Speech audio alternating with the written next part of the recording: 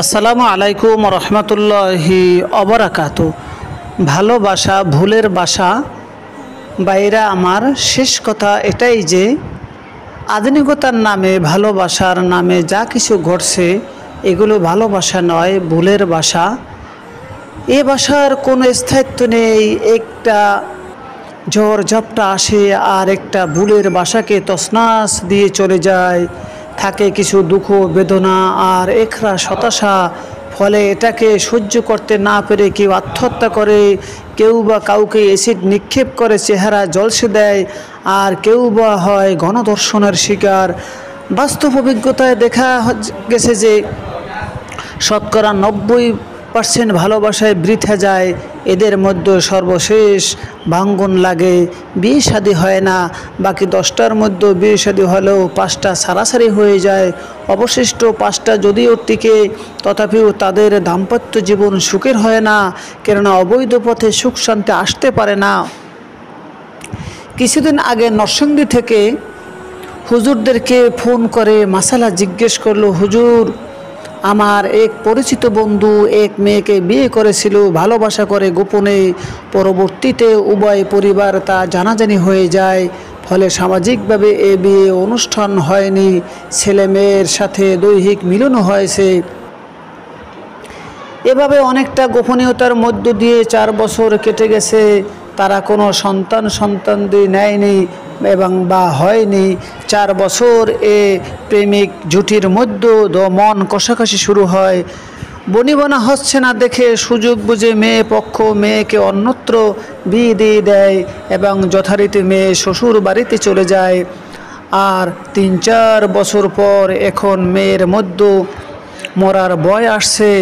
এখন সে চিন্তায় পড়েছে কি করবে। আমার তো বিয়ে হয়েছিল, যেভাবেই হোক সে স্বামী আমাকে তালাক দেয়নি।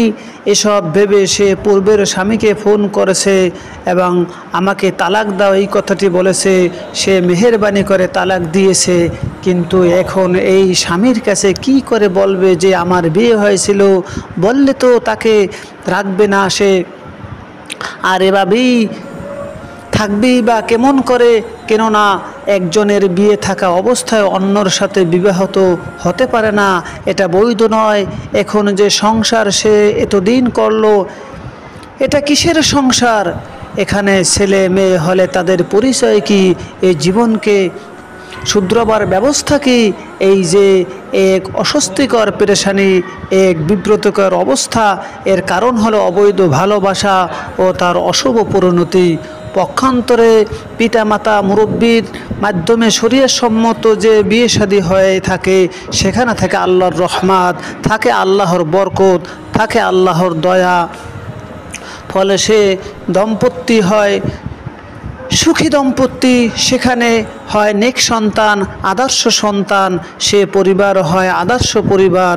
সুতরাং আমরা যদি প্রকৃতপক্ষে আমাদের ছেলে মেয়েদের সুখ শান্তি চাই, জীবন নিরাপত্তা গ্যারান্টি চাই, তাহলে আমাদের সকলকেই সতর্ক হতে হবে।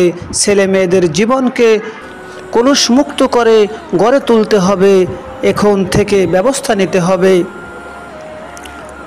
ভালোবাসা হতে হবে আল্লাহর রাসূলের সাথে, নিজের পরিবারের লোকদের সাথে, দিন ইসলামের সাথে, দিন ইসলামের ধারক বাহক আলিম ওলামা পীর মাশায়েখদের সাথে, গরিব ও অসহায় মানুষদের সাথে, এলাকাবাসীর সাথে, দেশ ও দেশবাসীর সাথে, গোটা বিশ্বের মুসলিম উম্মার সাথে, আল্লাহর সৃষ্ট মাখলুকের সাথে।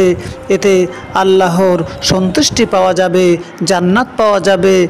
এর বাইরে নিষিদ্ধ পথে ভালোবাসা, অবৈধ ব্যবহার করা হলে তাতে জাহান্নাম পাওয়া যাবে। আল্লাহ তাআলা আমাদেরকে সঠিক বুঝ দান করুন। আল্লাহ ও রসুলের পথে চলার তৌফিক দান করুন। পৃথিবীর সকল মা বোনদেরকে আল্লাহ তাআলা হেফাজত করুন। আমিন। আসসালামু আলাইকুম ওয়া রাহমাতুল্লাহি ওয়া বারাকাতুহু।